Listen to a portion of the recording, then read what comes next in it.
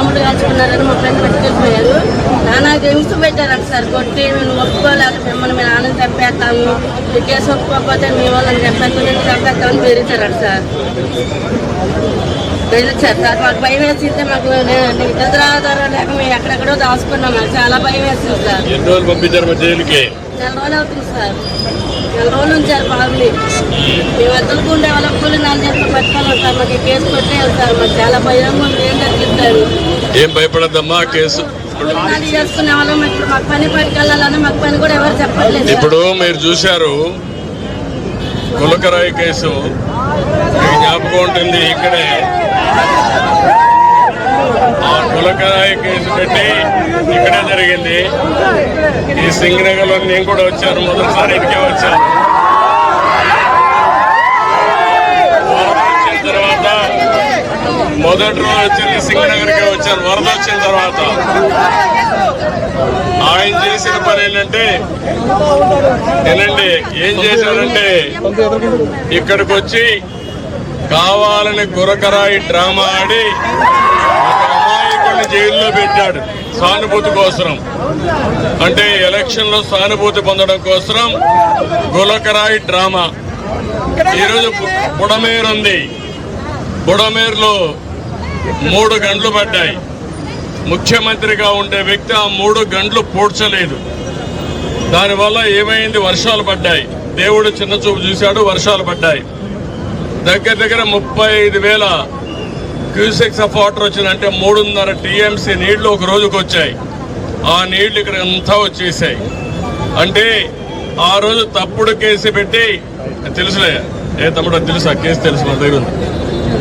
ఆ రోజు మనం చూస్తే తప్పుడు కేసు పెట్టి ఒక అమాయకుని జైల్లో పెట్టాడు. ఈ రోజు అతను చేసిన తప్పు వల్ల 3 గంటలు బట్టి బుడమేరుకు మిమ్మల్ని అందరినీ 6 లక్షల మందిని క్షోభ పెట్టారు. 30 మంది చనిపోయారు. ఇప్పుడు ఆయన ఏం చేయాలి? ఏం చేయాలి తమ్ముడు? ఇలాంటి దుర్మార్గుల్ని ఏం చేయాలని అడుగుతున్నా మిమ్మల్ని. ఇప్పుడు ఇంకో పక్కన చూస్తే నిన్న మొన్న మనం ఇబ్బందుల్లో ఉన్నాం ఆయన పెట్టిన ఇబ్బందులకి. ఇప్పుడు మన మీద కక్ష తీర్చుకుంటూ వాళ్ళ టీవీలో పేపర్ రాసి, నిన్ననే మీరు చూశారు, ఏదైతే ప్రకాశం బ్యారేజ్ పైకి 3 పడవలు పంపించాడు. ఒక్కొక్కటి 30 టన్నులు ఇనుము వేసిన పడవలవి నేరుగా వచ్చి 11,20,000 క్యూసిక్స్ ఆఫ్ వాటర్ పోతా ఉంటే అది వచ్చి కొట్టింది. కొడితే ఏమవుతుంది తమ్ముళ్ళు? అది సపోర్టింగ్ ఏదైతే ఉంటుందో అది ఇరిగిపోయినాయి. అదే కాలం గాని కొట్టుంటే ప్రకాశం బ్యారేజ్ కొట్టుకోబోయేది. ఎవరిదని చూస్తే వైఎస్ఆర్ కాంగ్రెస్ బొమ్మలు వేసుకొని, ఆ గుర్తుని కలర్లు వేసుకొని వాళ్లే వచ్చి కొట్టే పరిస్థితికి వచ్చింది. అంటే వీళ్ళకు పడవలుంటే దాన్ని లంగరేసి కట్టేసుకోవాలని లేదా అని మిమ్మల్ని అడుగుతున్నా. అది తప్పవునా కాదా అని మిమ్మల్ని అడుగుతున్నా. వీళ్ళు ఏం చేయాలి తమ్ముళ్ళు? ఇప్పుడు బుడమేరులో గంటలు పెడతారు. ప్రకాశం బ్యారేజ్ పైన పడవలు పంపించి ఆ ప్రకాశం బ్యారేజ్ని కూల్చేయాలని ప్రయత్నం చేస్తారు.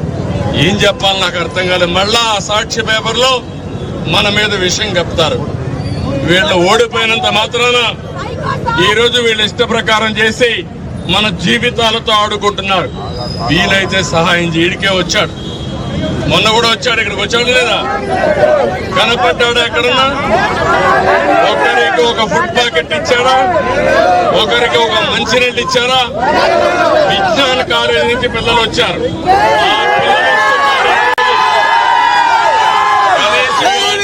చేశాడా?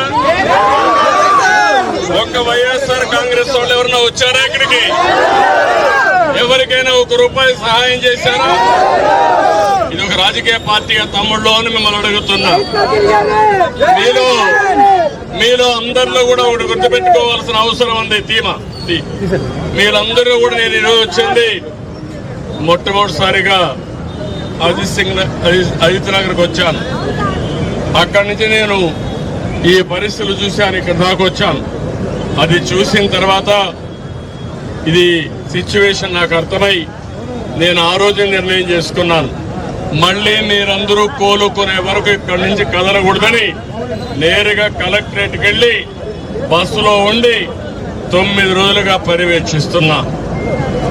నేను 3-4 సార్లు ఇక్కడికి వచ్చాను, మిమ్మల్ని అందరినీ పరామర్శించాను, 4-5 సార్లు వచ్చాను. అదే సమయంలో సిటీ అంతా తిరుగుతున్నా. నేను చేసిన పని మీరు చూస్తే ఒక ప్రభుత్వ ముఖ్యమంత్రిగా ప్రతి ఒక్కరిని అప్రమత్తం చేశాను. కొన్ని వేల మంది ఆర్మీని తెప్పించాను, NDRF తెప్పించాం, 120 బోట్లు పెట్టాం, కొన్ని లక్షల ఫుడ్ పాకెట్స్ తీసుకొచ్చి నేను ఇక్కడనే చూశాను. నాకు ఒకసారి కొన్ని మర్చిపోలేము. ఇక్కడికి వస్తే ఒక తండ్రి పిల్లవాడిని తీసుకున్నాడు, 1 సంవత్సరం బాబుని తీసుకొని బయట వచ్చాడు. బయట వస్తే నేను అడిగాను, ఏమయ్యా ఏం జరిగిందని అడిగాను. ఆయన ఒకటే మాట అన్నాడు, ఏడుస్తూ నా భార్య నా బిడ్డ నేనున్నాం, కానీ ఎట్లయినా సరే నా బిడ్డనైనా కాపాడుకోవాలని బిడ్డను తీసుకొని వచ్చా, నా భార్యని ఇంటికాడ వదిలిపెట్టి వచ్చా, నా భార్యని తెప్పించమని కళ్ళ నీరు పెట్టుకొని ఏడ్చాడు. అది చూసినప్పుడు అనిపించింది నిస్సహాయత. అప్పుడే బోటు పంపించి ఆయన తెప్పించే ఆ భార్యను తీసుకొచ్చే పరిస్థితికి వచ్చా. ఒక తల్లిని చూశాను నేను, ఒక ఆడబిడ్డను చూస్తే నేరుగా తండ్రి చనిపోయాడు, డెడ్ బాడీ వచ్చింది, కానీ నిస్సహాయ స్థితిలో ఉంది.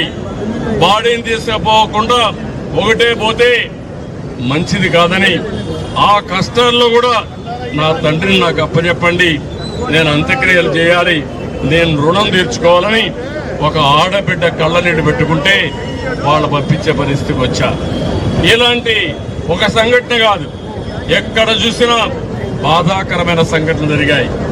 4-5 రోజులు ఈ పక్కనే వచ్చాను. వచ్చినప్పుడు కొంతమంది అయితే కనీసం వాళ్ళు అడిగింది నాకైతే ఇప్పుడు కూడా జ్ఞాపకం ఉంది, మీరు ఏమీ చేయక్కర్లేదు, మాకు మంచినీళ్లు పంపించండి. 4 రోజులుగా మా పిల్లలు మంచినీళ్ళు అడిగితే ఇవ్వలేకపోతున్నాం, దండం పెట్టి మీ కాళ్ళు పట్టుకుంటా మంచినీళ్ళు ఏమని అడిగే పరిస్థితికి వచ్చాడు. అక్కడి నుంచి రాత్రింబగుళ్ళు పనిచేసి ఎంత డబ్బైనా పర్వాలేదు మిమ్మల్ని ఆదుకోవాలని ముందుకొచ్చా. అవన్నీ చేశా. 9వ రోజు ఆ రోజు మీరు ఇంకో పక్కన చూస్తే ఆ గండ్లు పడిపోయిన దానిపైన ఒక పక్క వర్షం పడతా ఉంది, అక్కడ పోయే దారి లేదు, అది క్లోజ్ చేయలేకపోతే నీళ్లు వస్తూనే ఉంటాయి. నీళ్లు వస్తే మిమ్మల్ని ఏమీ కాపాడుకునే పరిస్థితులు లేవు.